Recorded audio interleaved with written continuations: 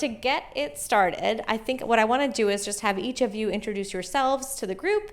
And because the purpose of tonight is to educate about the breadth of what media careers can look like, and specifically media careers at Hearst, maybe we can start off just by talking a little bit about what you do today, and then we'll probably get into more about your career history. But let's start us off, Francisco, just with your role today and where you work. Yeah, so my name is Francisco Bernard. I'm the Audience Development Director for Hearst Television. So if you saw on the Sizzle Reel, Hearst Television, we reach millions of people every single day, both broadcast, digitally, and my job is essentially, hey, how can we be reaching more people? How do we keep reaching the people that we're reaching currently? And just be thinking about the future. I mean, everything is changing. Back when I started at Hearst now 10 years ago, I can't believe that it's been that long. TikTok didn't exist. Instagram was not the juggernaut it is.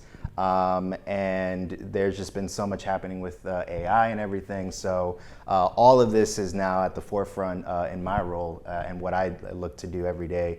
There's a lot of spreadsheets that I look at, but there's also a lot of obviously stories that we're looking at done locally and nationally, and just kind of understanding, you know, what does our audience want?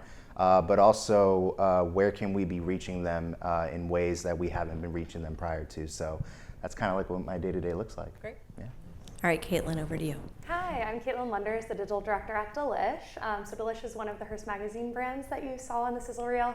And we are one of the largest in terms of scale and size. We have like over 23 million home cooks that come to us every day. So a big part of my job is engaging that audience. I always tell my team, like, that's who we work for. Our job is to serve them, and we serve them really well, really good, delicious food. And actually, just a year ago, we created the first ever Hearst app for Hearst magazine brand, the Delish app, which is a cooking and recipe app. So a lot of my job is working on that, making sure that we get all of our great content across multiple platforms. And to Francisco's great point, social media also falls under my domain. And I was actually in a central Hearst role when we created all the TikTok accounts for all of the Hearst magazine brands. So it really wasn't that long ago. Yeah. I've been here 8 years now, but over a year at Delish. And I can truly say it's like a dream job. It's what I wanted to do since I came here as a fellow. And as we'll talk about it a little bit more, like, you never know what that first role is going to take you to. I started somewhere, Country Living and Women's Day. I was writing for women much older than I was when I was 21, and to get all the way to kind of like your dream thing. So it's really fun to work at a company where we get to do that. Yeah.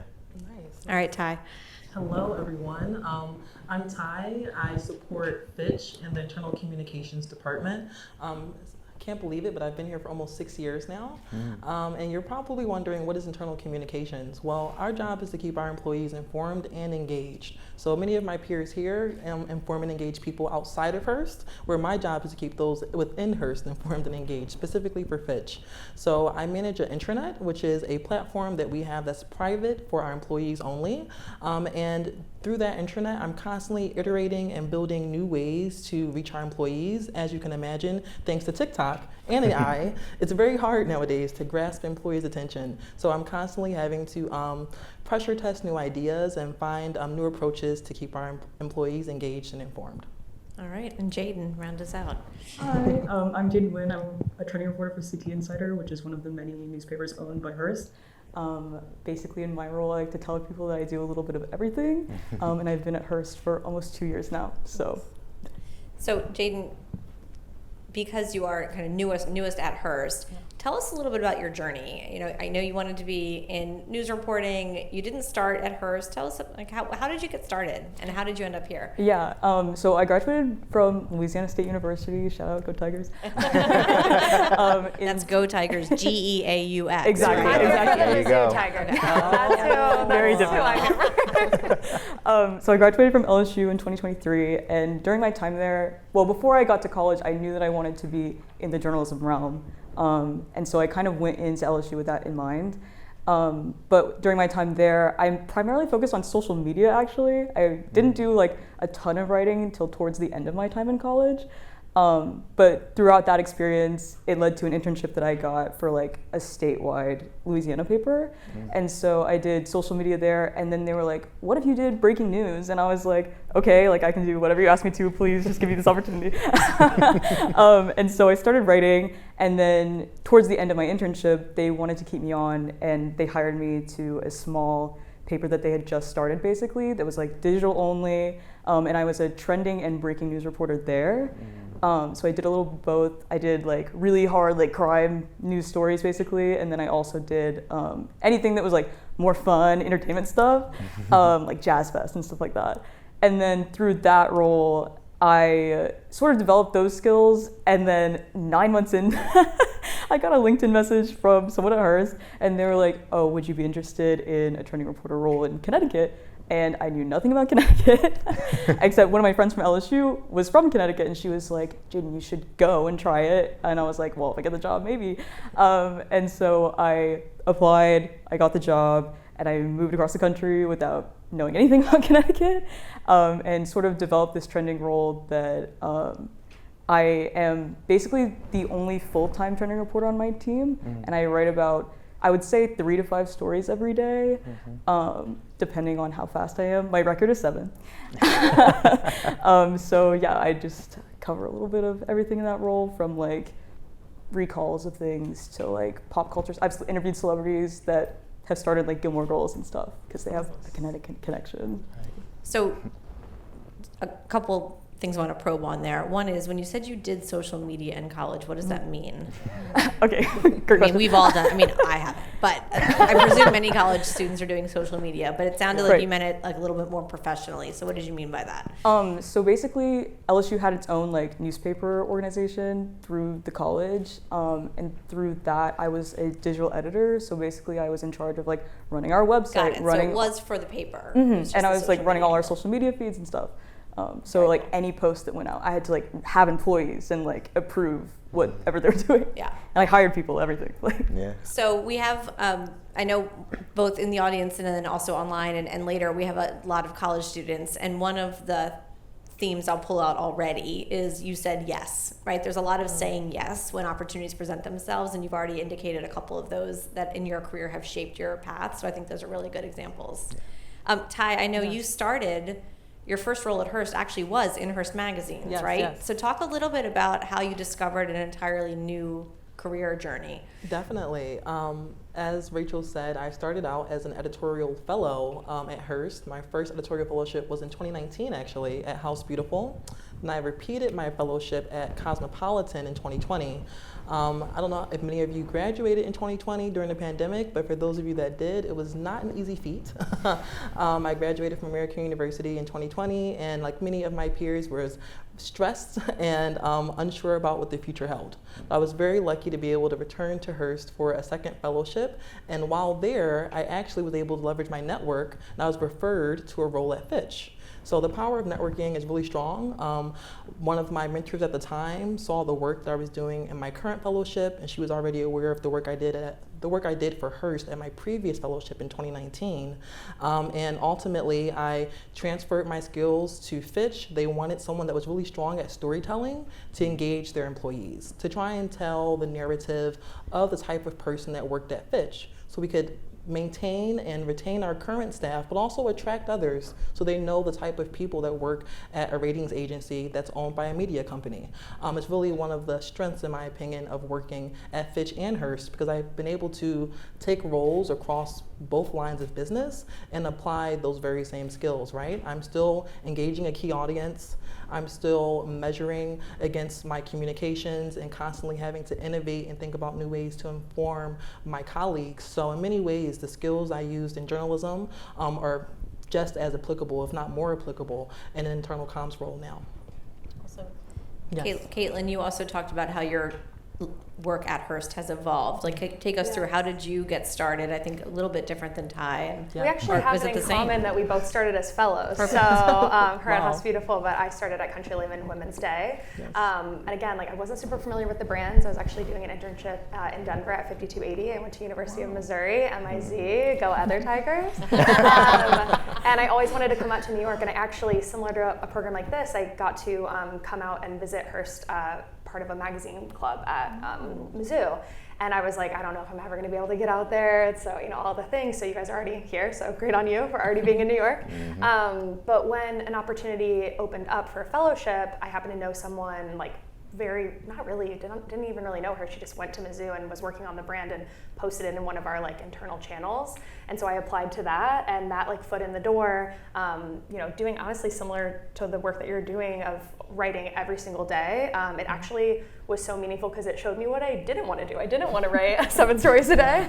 And I knew people who really did want to do that and are so strong at that. And I knew that I wanted to be on the editorial, like editing those incredible writers and fostering that talent. So I did that for about 6 months before I started my first full-time job here 8 years ago as an executive assistant. So to the idea of saying yes to something that's maybe not in the exact same type of role, I remember the digital director at the time, Lauren Matthews, said to me, like, I know this might not be really the type of job you're looking for. You're wanting to maybe become an editor, move into be an editorial assistant, yes. And this is an executive assistant role for an executive. And I was very honest with them. I was like, I'm not the most organized, like I'm gonna get there. And it really shaped me in so many ways. It taught me so many parallel skills that help me now. I'm like, on my team, I'm the master of our Outlook, even though that's not my job anymore to do that. You can't take the executive assistant out of the editor. But saying yes to a role like that, that's not maybe what you want to be doing in 5 years, it opened up so many doors. I met all of the editors across different brands, got to meet a lot of different people and see what they did and see if that was something that I wanted to do. And one of those people actually offered me the opportunity to move to a central strategy team where I could still continue working with all of the brands, but as a social strategist. So talking about a time where our company evolved completely. We were doing Instagram Lives because it was a pandemic, and we were doing Facebook Lives, launching TikTok accounts, and I got to work across all of those brands. But a part of me always really wanted to move back into editorial. That's what I started as, and I always wanted to be on an editorial team. So a role opened up at House Beautiful, actually, about 2 years ago, and I pitched myself. This is something I will also recommend to any of you. If you get your foot in the door at a company, but don't have the job you want yet, in this building or in any building you get into, there's someone who knows someone who knows someone, and you have an easier access to that. So I reached out to the editorial director and pitched myself for the role before it was even posted, because I knew the deputy was leaving. Moved over there, worked my butt off to impress her so that she would eventually move me over to Delish, my dream job at that food brand. But it's been a crazy ride. And again, like, I think the greatest thing is just like always continuing to show up and collaborate and be excited and happy to be here. That's what's kept me at Hearst for 8 years, is the people and just like the true talent and collaboration. So I love that. I never really heard that term, like pitch yourself, but I'm smiling because so many of us know Anna Gress. Yeah. There's someone on my team who is kind of mid-career at this point, but the reason she's on my team is she set up a meeting with me. I didn't know her. And she was telling me about herself. And at the end of the conversation, I said, wait, are you pitching a job? Like, do you want to work on our team? She's like, yes. I was like, oh, okay. And that's how she ended up on our team. So, to your point, Caitlin, once you've built the network, don't be afraid to leverage it and ask for what you want to do. Yeah. I think it's a really good example. Francisco, have you ever pitched yourself in television? Or have things just fallen into your lap because you were unbelievably talented? I appreciate that. No, I feel like you always have to pitch yourself in some regard, whether it is like you're talking to someone who has the power to, I'll make the job for you, or it's, in your daily work, right? I think I've been very fortunate that people have noticed that work.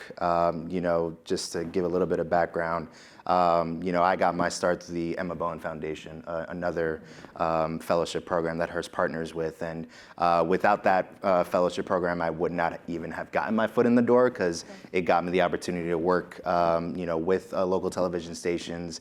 And because of that program, they do a summer conference every year where I met one Catherine Barnett. And I think if it were not for Catherine Barnett noticing me, I would not be at Hearst. And I still wouldn't be at Hearst if it weren't for her. So, I think a lot of the credit goes to her. And I think that just speaks to, I think one of the great things about Hearst, and you kind of touched on this, is that the people are great. And the people will recognize, great talent when they see it, and they'll do everything to not let that go. I think I've been very fortunate that the people that I've encountered, whether it was at WCVB, where I worked at for about 3 to 4 years, or whether it was here at the corporate digital team with Ernie Morello and Barb Machard, they've all noticed the work that I put in. And they have returned it in kind with giving me opportunities, whether that was working during the pandemic with what are we doing? We're Facebook Living this Exactly. entire show, like Yep. across all of our brands. We've never done this before. Okay, we'll do it though. Yeah. We'll see how it goes to now this new venture that I'm in of, giving me the responsibility, tasking me the responsibility to, hey, we want you to figure out how we're going to grow our audience. We want to figure out what the next frontier is, and we're, giving you that responsibility. I mean, that's a huge honor, and I think it's just a matter of the fact that I've shown how much I'm willing to put in, and so the company in kind is willing to put that into me as well. So I think college students and Rachel K are sometimes similarly situated in that we don't fully understand what our businesses, I don't fully understand always what our businesses do. And a question I will often ask my colleagues is, like, literally take me into a day. Like, you wake up, you come to work, what are you doing? So I want to ask that of all of you. And I guess let me start, Ty, with you, and then we'll start with like the internal look, and then we'll Yes. move to the folks who are working, thinking about outside. But literally, you wake up, come to work, maybe you get your breakfast at Cafe 57, and then you go to your desk. Yes. And what does a typical day look like in an internal communications expert? Great question. I would say the first half of my day is typically checking in a lot of meetings. Fitch is a global company. We have about 30 plus offices globally. So a lot of my colleagues in EMEA are online between 9 a.m. and 12 p.m. our time, Eastern Standard. So I'm typically online having check-ins with my colleagues that I won't be able to meet in the evening with, and basically doing all of my conversational work early on in the day. Midday is when I'm really checking on my product team, right? So as I mentioned before, I have an intranet to manage, so I'm checking in on what we're currently prioritizing. We do take an agile approach, which means every 2 weeks we have new priorities. So I'm checking in, making sure that the work that we're developing or the features we're developing are on track. And if not, I'm triaging that. I'm communicating that to stakeholders, trying to remove roadblocks, figure out what needs to be done to make sure at the end of those 2 weeks, the features we committed to are delivered. And then from an adoption perspective, I manage all of the change communications. So whenever we have a new feature, there also has to be training materials that are ready to roll out, in addition to other comms that need to be sent out at an enterprise level to inform our employees of what new features or enhancements are available to make their lives easier. So that's like actually the beginning and middle of my day. The end would be analytics, really. So like thinking about like my reporting, looking back at any data from the day to make sure I include that for the next day's meetings, and just kind of like consolidating all the conversations I've had from the various projects I'm a part of. So that's a typical day at Fitch for me. I will add a caveat. I'm the only person on my team with this type of responsibility. So the other communication business partners on my team are working directly with the C-suite level members of their line of business. So at Fitch, we have Fitch Group, which my team sits on. We have Fitch Ratings, which provides credit ratings to various businesses. We have Fitch Solutions, which sells some of our products and services and our data. We also have Fitch Learning that provides financial courses for people in the financial services industry. So we have one comms business partner supporting each of those lines of business. And my job is really to make sure that those business partners has the technology they need to reach those employees.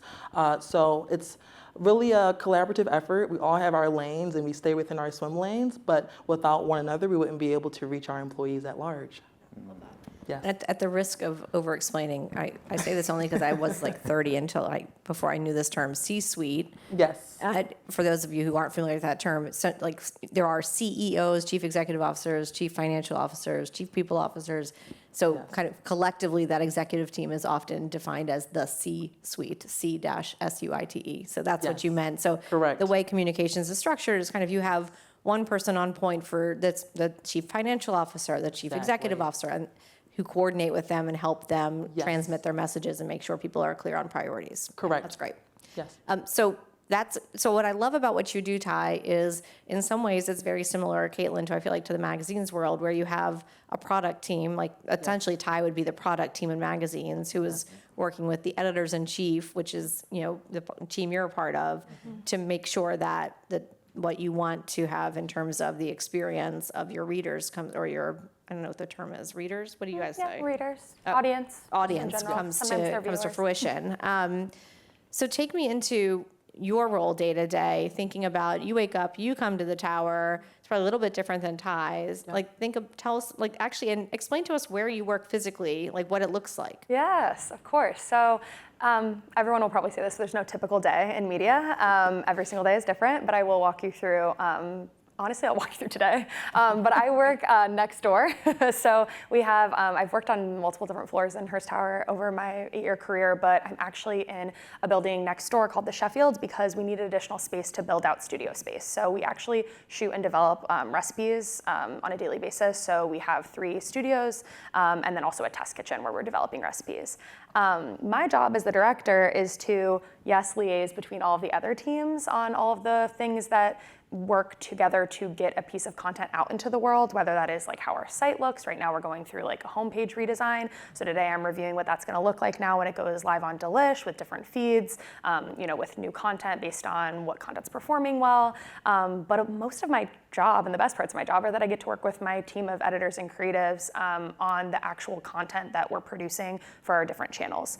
So my job entails a lot of approvals. So I review content, I give feedback.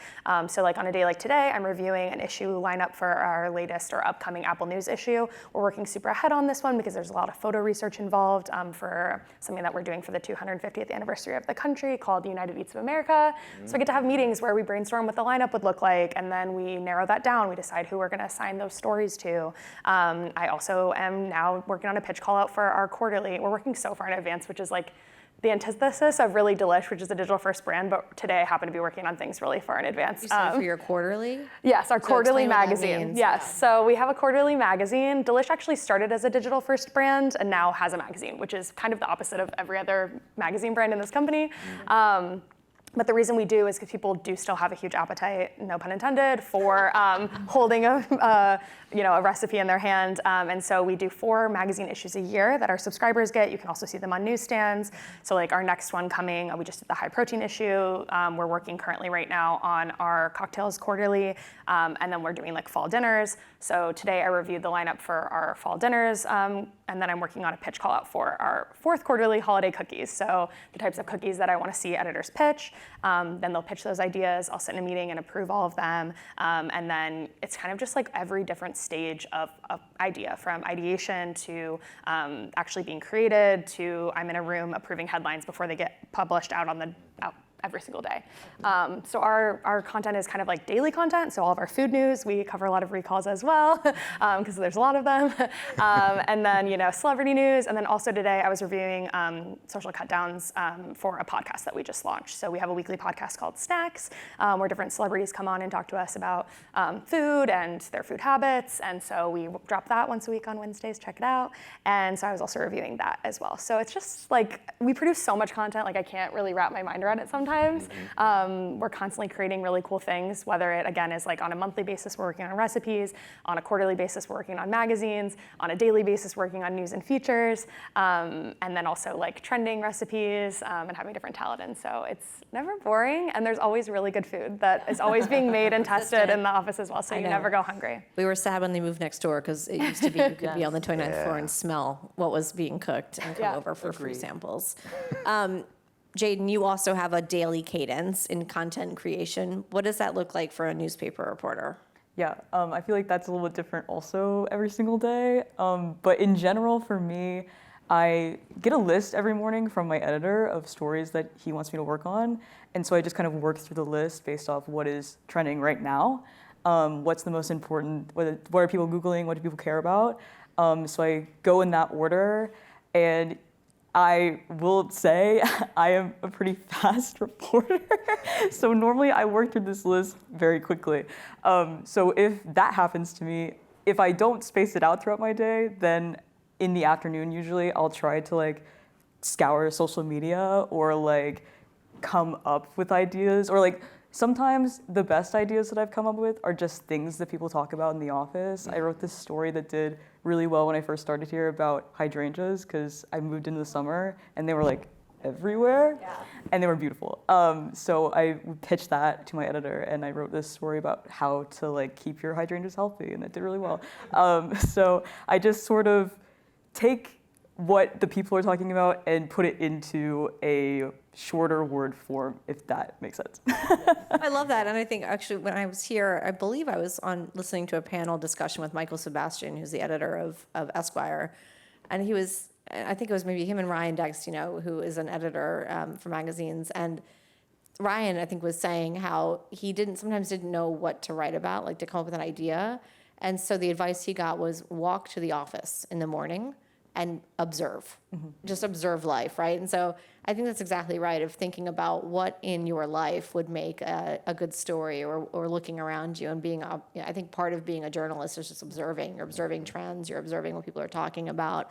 I read an article today in the Wall Street Journal about how people adopted a bunch of pet pigs during the pandemic, and they're called teacup pigs, but there's really no such thing as a teacup pig, and they all grow to at least 130 pounds, and now there's like this preponderance of pigs. And I was reading this article, and my first thought was, how did they come up with this topic? Like, it was a fascinating, I would recommend it. It's a fascinating article, but my first thought was, how did the reporter think of this? Did they have a pig? Did somebody they know have a pig, right? But they had to ask the next question, like, what does the teacup mean? And, where does that take you? So I think that's fantastic. And it's a really good, it's part of what a reporter does, I think, is observing the world around them and figuring out what's relevant, how to make it relevant to the audience that they're trying to serve. So since I said the word audience, Francisco. So part of what we're doing here is, creating content, and then people like you help to make sure that it gets to an audience. People are actually reading, consuming, watching. Right. You mentioned before a lot of spreadsheets. Yeah. But tell us, once you have a piece of content from one of your stations or one of your contributors, how do you find them an audience? Like, what does a day in the life look like for you? Yeah, I mean, so it's interesting because, with us at Hearst Television, our secret sauce is local news, right? So we are embedded in the communities that we're stationed in, but we also have a DC bureau. We also have a national investigative unit. We also have a national desk for our digital efforts based in Pittsburgh. So even though we're embedded, across all the states in the country, we also have people that are trying to just widen the distribution more. So, a story that gets published in New Orleans, Louisiana could be seen on Boston, Massachusetts, because our national desk determined, this is a story we're syndicating. And part of my role is determining whether or not that story should be syndicated or should not be syndicated. And that's, part of it is a little bit of editorial, finesse.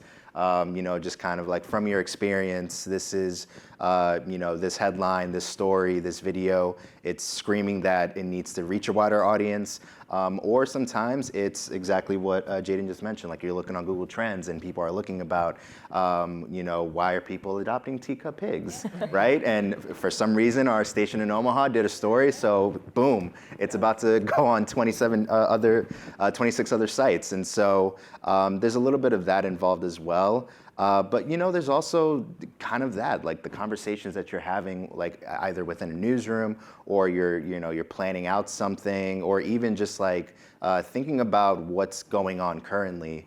I thought about recently during Valentine's Day, our consumer unit, they had done a story about the rise in lab-grown diamonds and how people are using that for engagement rings.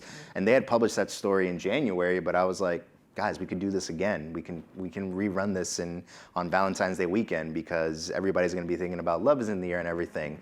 We did that, and the story did well again. So now I'm going to tell them again, like, hey, from October and December, we got to figure out what we're going to do with this, because that's when people are proposing. Yeah. So just kind of like having your finger on the pulse is important, but also just kind of having that forward awareness, because especially when you're in the daily grind, as you mentioned, it is so easy to just get caught up in what's happening during the day that you can't think about, well, how is this going to be relevant in Q3, Q4, when this might be worth mentioning again or worth repeating again. So there's a lot that happens in what is supposed to be 8 hours, but sometimes is not 8 hours because sometimes you just get lost in it. No one that works in media is agreeing to work a 9-to-5 job. No, because we love it, Yes. and it never stops. Like No. from the moment you wake up, a part of the day we didn't talk about is you're on your phone, Right. seeing what's on Instagram, seeing what's on TikTok, so that it can inform like what you're doing every day. Right. I do it at night, and it's a problem, and I go on vacation so that I can stop doing it. But it's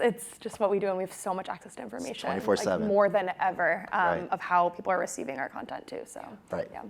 All right, so I'm going to ask one final lightning round question, then we're going to go ahead and move to audience questions. So I think we're going to have the mic on this side, so feel free to come on over. But lightning round question, you're a college student or early career media professional. If you could advise them on one technology or one platform to become familiar with or to learn more about, what would it be? Just thinking towards either things you wish you had learned earlier or you're still learning now, but you think will be relevant in the next few years. So I don't know, Jaden, you're looking at me. Do you have an idea? You want to say something? Yeah, All right, go for it. I think if you are looking to be a journalist or reporter in that realm, something that I always found was very important for me is every news organization I've worked at has a different CMS system, which is basically like the program you use to write your stories and get them published and whatever, and it's like goes to the website.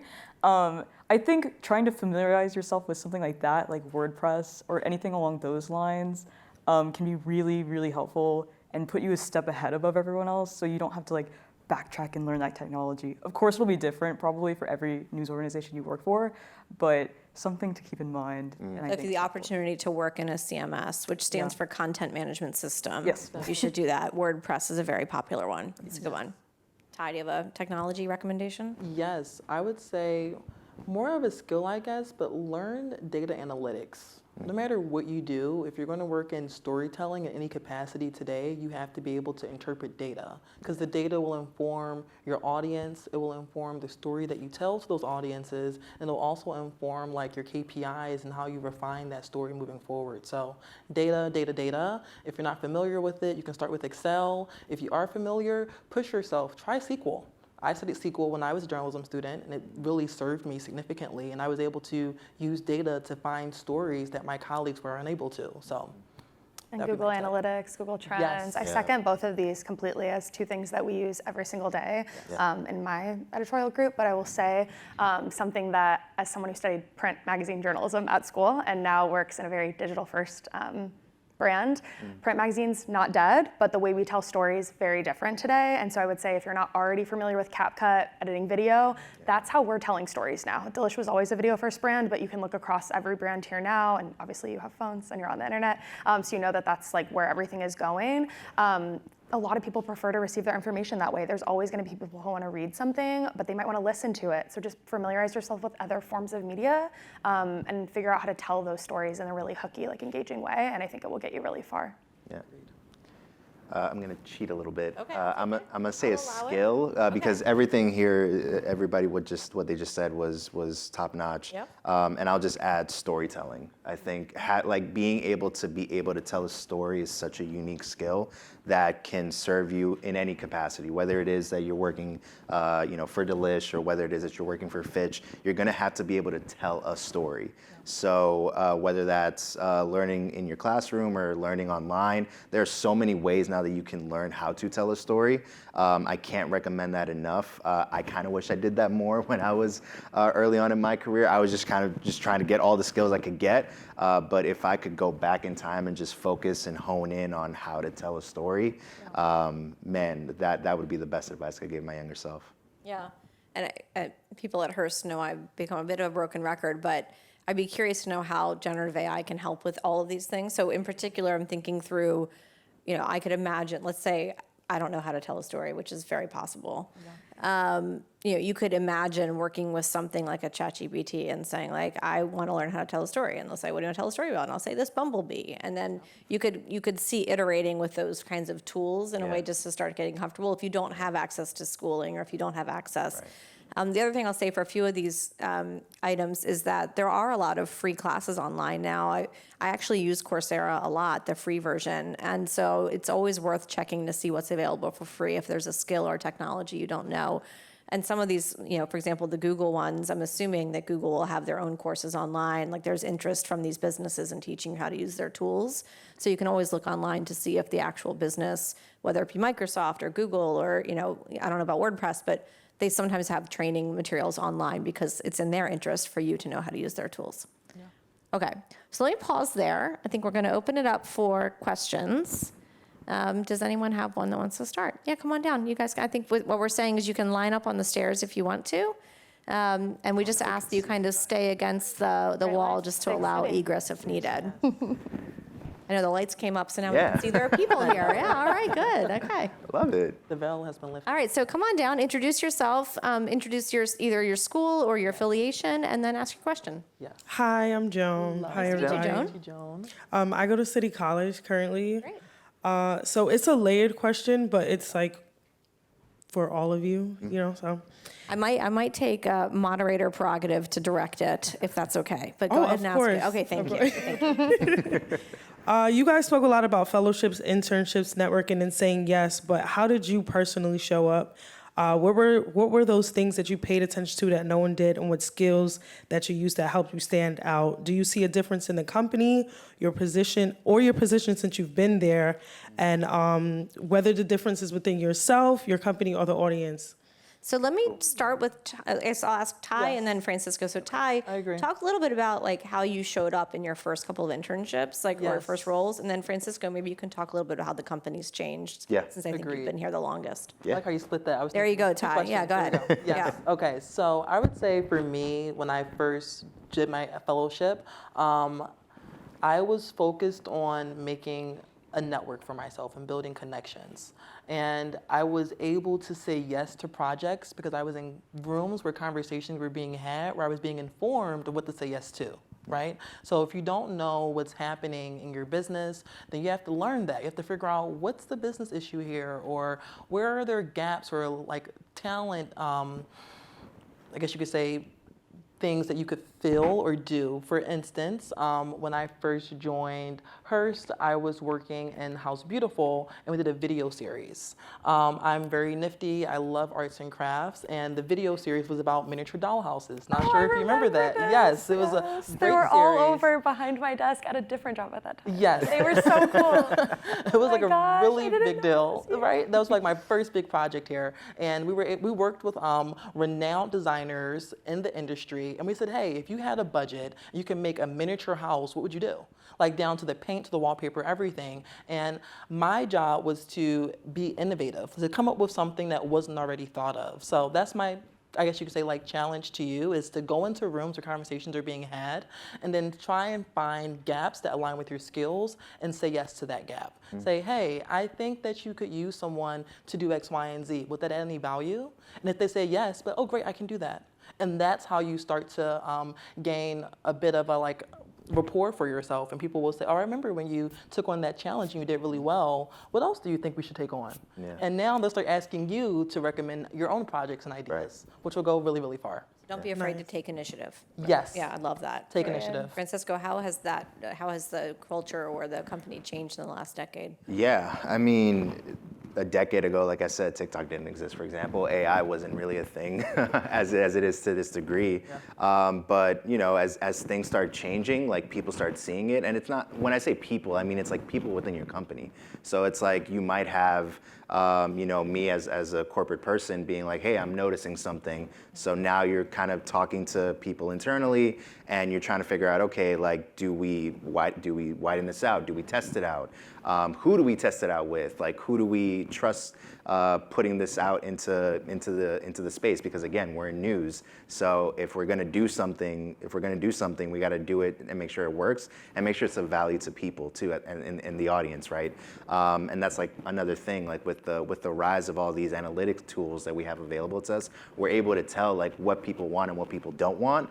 And so, I think like one of the best things that we've done over the past 10 years is be able to discern, what it is that our audiences really want. in a way that we weren't able to do 10 years ago, especially because like there were limited ways 10 years ago. Now there's so many more ways, even though like now with the rise of like people being influencers and everything, right? That presents a challenge, but it also presents an opportunity because it's telling us like, hey, people maybe want to be delivered things in a different manner, or how could we be playing in those spaces that we weren't playing in 10 years ago? So as everything changes, we change with it, and I think we've been great at it. Yeah, I mean, Joan, just to summarize, I think what I would say is you're walking into whatever your first job is, you're walking to a business that's well established, presumably. Yeah. Has people that have worked there for a while, like Francisco, the old guys. And to Ty's point, right, be the voice in the room that says, hey, I'm new here, but I observe XYZ in the outside, or I observe this new technology. Yeah. And don't be afraid to, bring in the outside perspective. I mean, I have 2 fellows in the room right now who I work with, or 3. Oh, hey, Janya, who I work with, and I look to them all the time for what have we not thought of? What's going on out there that we haven't thought of? So that's a very important role. Thank you for your question, Thank Joan. you, guys. Joan, thank you. All right, next up. Hello, I'm Monica Sid. I have a question about, it's kind of long. Basically, since Hearst is such a big and major company and an industry leader, in terms of, it is, when you're looking for candidates, are you looking more for candidates with experience in other jobs at major companies, or as long as you have experience doing what the job description is asking for, is that enough to be a strong candidate? And how would this be different for internships versus entry-level roles? So let me take that one, given that I lead HR, if that's okay. HR is human resources. When I was in college, I didn't know that either. And I think the answer is we generally are looking for, it depends on the role, right? It's very role specific. But generally what we're looking for is what I'll call intrinsic skills. Like, do you have the excitement if the expertise is required? Do you have the underlying skills? And so that can be achieved anywhere, right? You can demonstrate the relevant skills on campus, in extracurriculars, in internships, at a big company. I can't really think of a role where we would say, we only want someone who's worked in a large corporation. I mean, maybe Ty, for something like your role where it's, the role is to navigate a large corporation.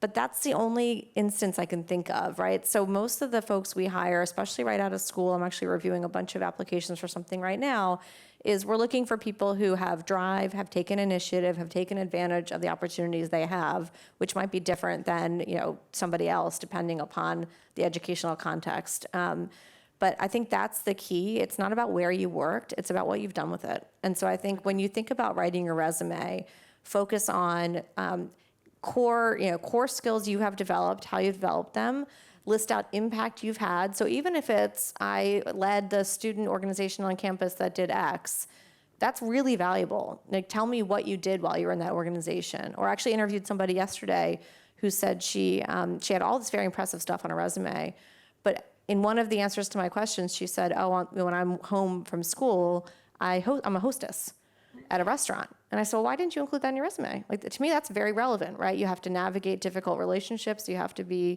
build instant EQ, right? So everything you're doing, whether it's in media or otherwise, could potentially be relevant. Just think about what is it in that role that's relevant and make sure that's highlighted on the resume. Agreed. Okay? Okay, Thank you for the question. Good luck. Thank you.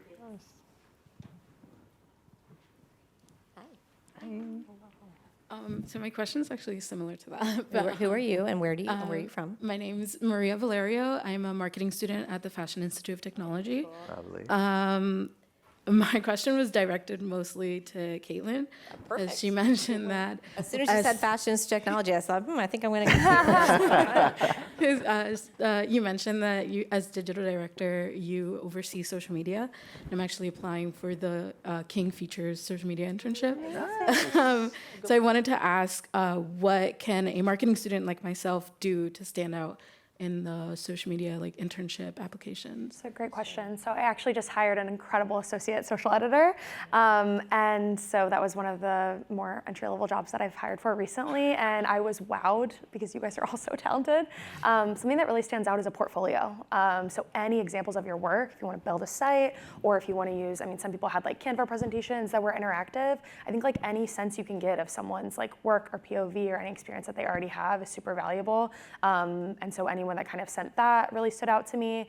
But I would say like that's really the biggest thing, is just showing people who you are. I think also someone emailed me that really stood out because they had a personal connection to the brand. I think that a lot of people are just looking to start, but if you have a reason that you want to be at that brand, you love to bake, or you have, in your instance, you love fashion and you have a point of view that you want to add to that, like that's going to really stand out. And I always would say like, an email goes a long way. If you can figure out who's hiring for that and actually like send a LinkedIn message, send an email. I have truly like had incredible HR people flag candidates, and I've flagged other candidates to them that have reached out to me individually that really impressed me. So make sure to like believe in yourself and pitch yourself too for those roles. I like that, but in cases where it's a product, like if you're working on creating something, whether I'm sure, Jaden, you have examples of your writing, or in this case, social media posts, like anything you have that are examples you can provide go a long way. I think that's a great answer. Good luck. Good luck. Hi. Hi. Hi, everyone. My name is Vincent Allen. I'm currently attending City College, and I am a freelance producer as well. And my question is, I wanted to ask, you guys mentioned analytics being a good way to guide yourself in your work. Has there been a moment where analytics have taken away a crucial point or detail in your story, and that you have to make an executive decision on whether you should include it or not? So meaning if you're writing a story or writing a piece of content and the data or the analytics doesn't support your thesis, do you still include it? And if so, how or not? Yes. Is that the question? Okay. I don't know, Jaden, does that ever come up with you of like you're writing something and you kind of stumble across a piece of data or some analytics and you're like, There's definitely been stories where I pitched the idea or whatever, and then it just didn't pan out. I'm trying to think of like a good example data-wise. I feel like whenever you encounter that situation in general, it's important to just sort of either find a way to pivot. Maybe there's still a caveat that you can pick out from that topic and still write that story or execute that story. Or maybe you have to scrap the idea completely, but even if you scrap an idea, you still learn from that moment. Yeah. It's not like the end of the world if you can't finish a story or something doesn't work out. I think the failures in storytelling can also be really, really crucial to developing your career and developing your mindset towards your career, because without failure, you don't grow. And that is a fact. I love that. And I think, I don't know if this is where you were headed or not, but one thing I love about working at Hearst in particular, and a lot of these national and kind of established media brands, is we have a tremendous commitment to integrity. Mm-hmm. And so, that's kind of the value proposition of Hearst, of fill in the blank media organization. I think especially in this new world of AI, when anything could be generated, is our reporters and our content creators are trained to stop and pay attention to the data. And if something doesn't look right, there's a reason, and we're not just going to go to press. So I think I love that point, Jaden, around pivoting or scrapping, but the answer isn't ignore it, right? Yes. Does that answer your question? Yes. Great. Thank you so much. Thank you. Good luck. Thanks, Vincent.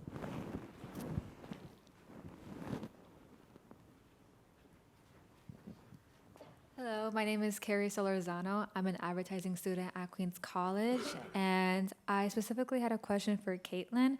I was just wondering, what do you find most rewarding and challenging about the work that you do?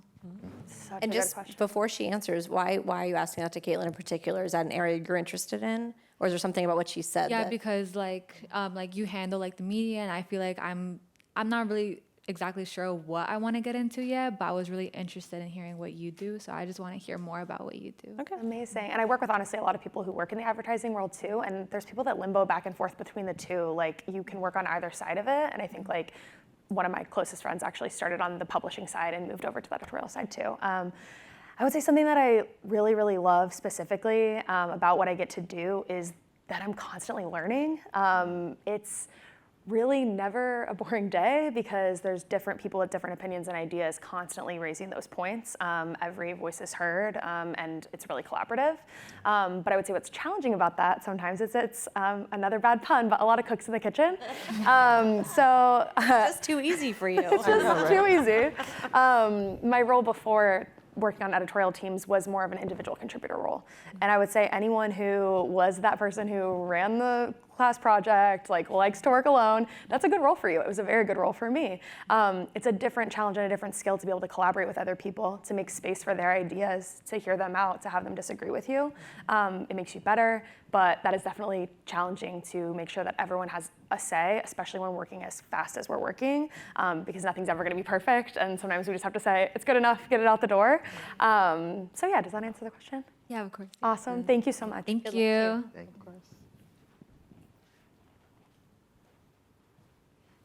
Hello, nice to meet you. I am Seno Kim, and I am an exchange student at Bard College, and I'm originally from South Korea, and I am in the English interpretation and translation major. And then I also work as a student reporter at Korea TV, and then my future goal is to become a reporter. So to work as a reporter, what kind of portfolio should I pursue and make? And then also what kind of activities do you recommend to become a reporter? And do you want to be like an on-air, on TV Yes. camera reporter? Okay. So let me start with Jaden a little bit, and then Francisco, I know you've not done on-air, No. but you work with a lot of on-air types. So, or, those ones. So we'll go to you also. But Jaden, why don't you start off with more of the written, thinking about it from a written perspective? Yeah, for sure. And by the way, I'm very impressed. Yes. That you're asking in front of a huge crowd in not your native language. That's very impressive. So kudos to you. I think in general, for me, something that's been helpful for my portfolio when I was getting started is having a wide variety of stories. Even when I was working at a very small paper in a very small town, I still was looking for ways that I could take a localized story and make it a wider read piece, if that makes sense.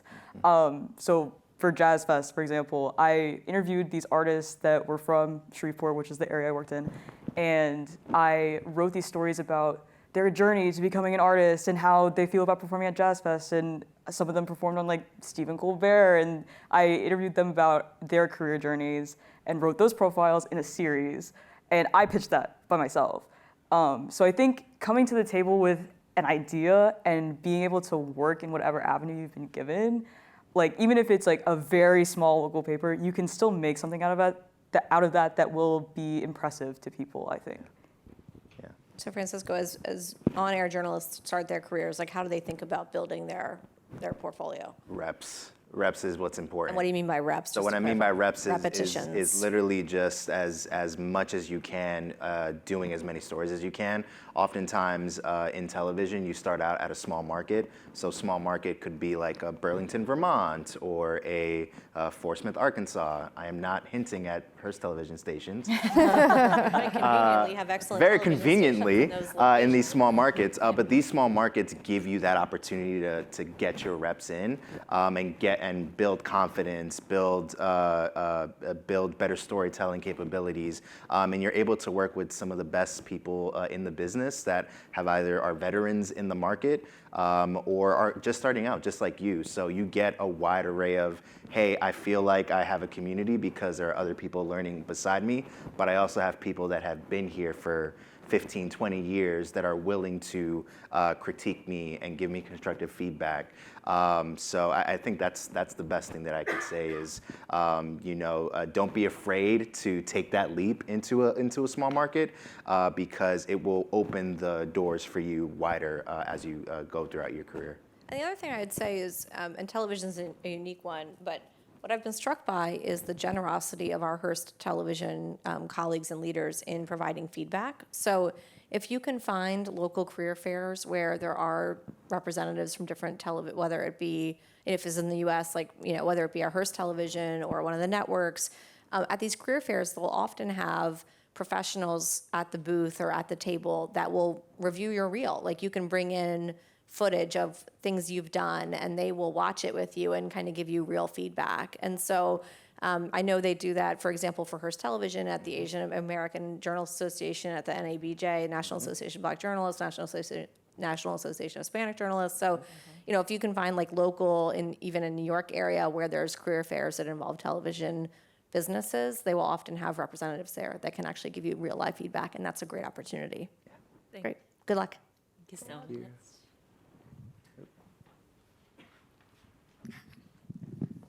So sweet. Thank you so much. That would be from me too.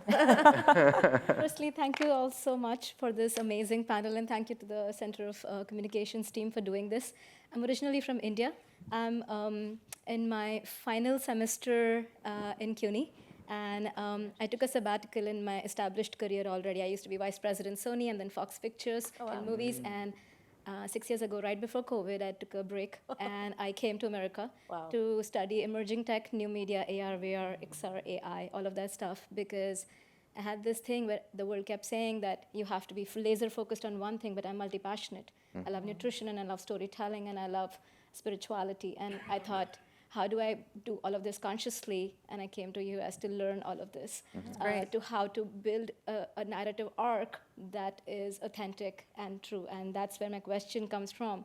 In this world where we're living today, where Francisco said about all the listening tools that we have, all the data that we tap into, all of the research that we do, where is the role of authentic storytelling, something that you really wanted to do all your life? Like, you wanted to get into nutrition delish, you wanted to do something for community, you wanted to be a journalist, you wanted to connect with audiences, you wanted to help people get where they could potentially get. But you didn't start there, you start somewhere else. What is the role in today's AI-driven, tech-driven, machine-driven, audience-driven? What the world wants is one thing. What I have to say, what you have to say is another thing. Where does the bridge of authenticity come in the whole thing? Yeah. Right, and I think, let me direct that to Francisco, but to summarize, I think, look, part of what we're doing, whether it be with our employees, our audiences, our readers, we're trying to a little bit walk a line between giving the audience what they want and giving the audience what we think is compelling, right? If it was just about giving the audience what they want, we could have machines do that, right? I mean, where is the role of the expertise?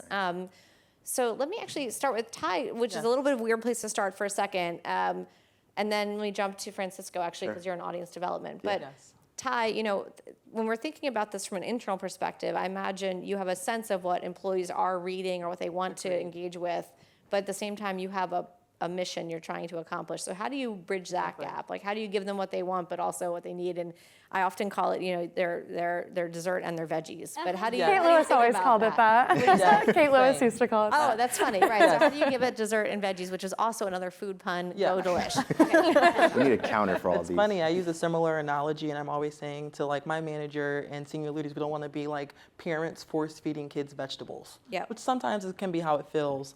But to answer your question concisely, I would say that's why I use the data, honestly, because sometimes we have assumptions about what our employees want or need, and the data will validate that. So I'll start with a hypothesis, and I'll say, okay, this is what I know the strategy team needs me to communicate. This is what I know the senior leaders need me to communicate to employees. And I will take that and couple it with, well, what are employees actually reading? And how do I embed the message that we need them to know with the message that they want to know? Because I can't take away what's actually enticing, which is what they want, but I can layer it and embed it. So while you're looking at your cake or looking at your dessert, I'll also sprinkle in a little bit of raisins or something like a prune, Don't call that raisins. I love oatmeal raisin cookie. Me too, I know, right? But so I'll Your raisin really ruins it for me. I'm not a raisin person. Don't hold it against me. Anyway. But I try and sprinkle in the not so nice things, not so tasty things. So I think that's the balance.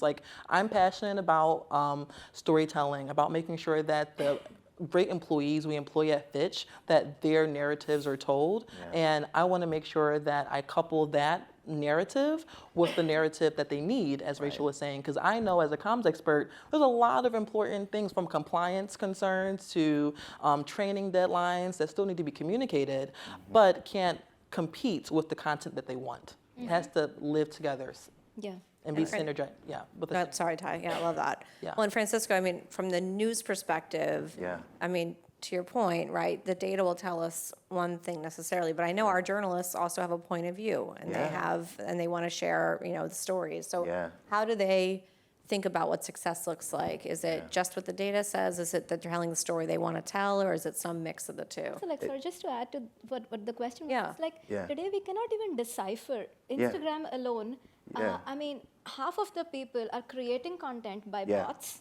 Yeah. The likes are happening through bots. Right. Yeah. So The that share, it's like bots There's- are creating for bots, where are Right. humans? There's a lot of noise, right? There's a lot of noise. And so with all that noise, one of the things that I'm proud of at Hearst Television is that we try as best as we can to cut through that noise, right? So we're telling you exactly, this is WDSU 6. This is WDSU 6 reporter. This is our meteorologist. We are leaning in on the facts. We're leaning in on what it is that people need to know.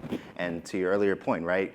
Sometimes analytics will tell you like, well, you should go in this direction. But that's why it's very important that you have to have people in the community, in a meeting, real people talking, deciphering whether or not do we actually want to do this story. You have that human element. This makes my heart so happy. There you go. Yes. Good. Thank you for the Yeah. question. Thank you. Thank you. 1 minute left. We're gonna make this. Let's have you come out. I guess is it two of you?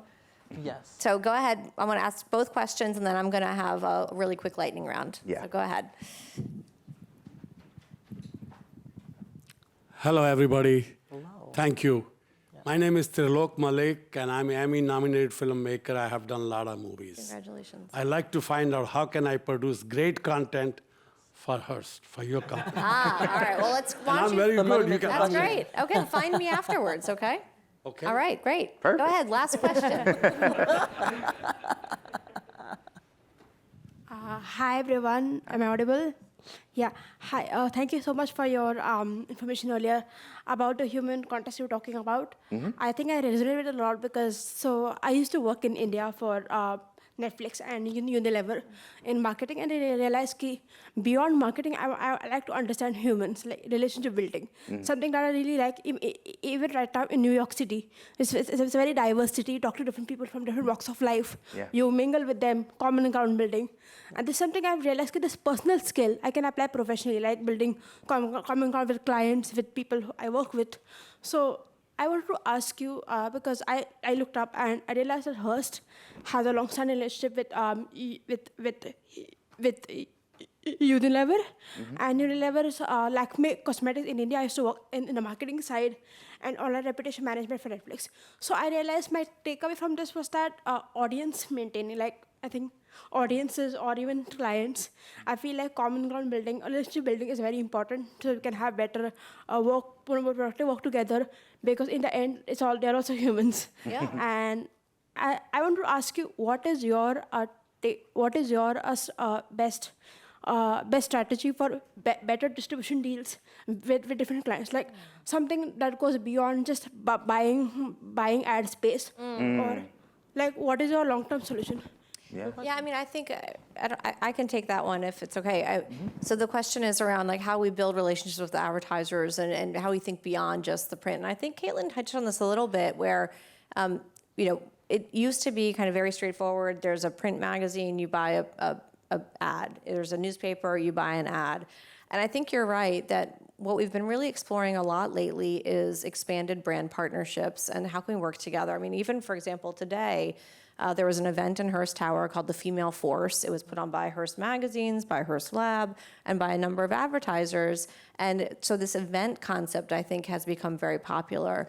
But in addition, there are co-branded merchandise. There's all kinds of ways. There's a lot of digital options.